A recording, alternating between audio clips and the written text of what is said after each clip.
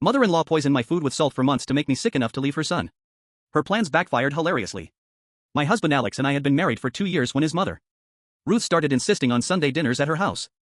Every single Sunday, no exceptions. Or she'd call Alex crying about how he didn't love her anymore. The first few dinners were fine, normal food, nothing special. But after about a month, my portions started tasting different. First I thought I was imagining it, but the food on my plate was so salty I could barely swallow it. Everyone else's food tasted normal when I tried Alex's plate, but mine was like eating straight from the ocean.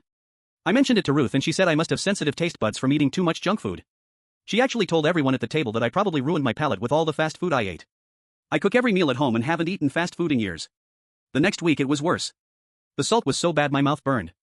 I tried switching plates with Alex when Ruth went to the kitchen, but she came back and switched them back, saying she'd given me the smaller portion since I needed to watch my figure. Alex didn't notice because he was always on his phone during dinner. His sister Carol would just smirk whenever I struggled to eat. Ruth would stand over me asking why I wasn't eating her food. Was I too good for it? Did I think I was better than her? I'd force down what I could and sneak water constantly. This went on for 3 months. I'd eat before going, but Ruth would pile my plate high and watch me eat every bite. If I didn't finish, she'd tell Alex I was being disrespectful. She'd say I was probably anorexic, trying to stay skinny to keep her son interested. Alex would tell me to just eat the food to keep the peace. I started getting headaches every Sunday night. My blood pressure was going up, and I was constantly bloated. When I told Alex his mother was deliberately oversalting my food, he said I was being paranoid. Ruth heard about my complaint and started making special meals just for me, announcing to everyone that she was accommodating my sensitive princess stomach. These special meals were even worse. She made me a separate pot of soup that was basically salt water with vegetables floating in it. A personal lasagna that had so much salt, the cheese burned my tongue. She'd stand behind me while I ate, telling everyone how much extra work she did just for me. Carol would take pictures of me struggling and laugh. I tried bringing my own food once, and Ruth threw it in the trash, saying it was insulting. The breaking point came on my birthday. Ruth insisted on celebrating at her house and made this huge deal about cooking my favorite meal. She served me a chicken breast that was coated in rock salt, actually crusted with it. The vegetables were swimming in salt water.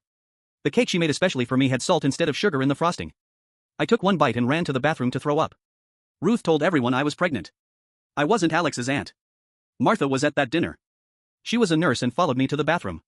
I told her everything about the salt, the months of this happening, the headaches, and blood pressure issues. Martha went back and switched her plate with mine without saying anything. She took one bite and spit it out immediately. She asked Ruth why my food had enough salt to kill someone. Ruth said I liked salty food and she was just being accommodating. Martha tried the cake and gagged. She asked Ruth to show her the kitchen. Ruth refused. Martha went anyway and found a container labeled with my name full of salt mixed with seasonings.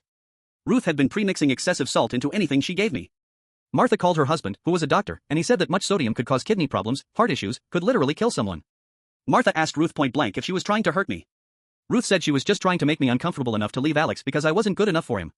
She thought if I got fat from water retention and felt sick all the time, Alex would find me unattractive and leave me. Alex heard everything. I couldn't believe his mother admitted to deliberately making me sick. 4 months, Ruth tried to backtrack, saying it was just a little extra salt. Martha pulled out her phone and called Ruth's doctor right there, saying Ruth needed psychiatric evaluation because she was deliberately poisoning family members. Ruth's doctor was very interested because Ruth had been complaining about high blood pressure and kidney issues. Turns out she'd been tasting my food while cooking to make sure it had enough salt. And she'd been slowly poisoning herself, too. Her recent blood work showed dangerous sodium levels. The doctor ordered her to come in immediately. Ruth refused until Martha threatened Adult Protective Services. At the hospital, Ruth's blood pressure was through the roof. The doctor put her on a strict no-sodium diet for 6 months. No seasoning, no processed foods, nothing with sodium. Now Ruth has to eat completely salt-free food. She calls crying about how everything tastes like cardboard. Alice and I don't go to Sunday dinners anymore.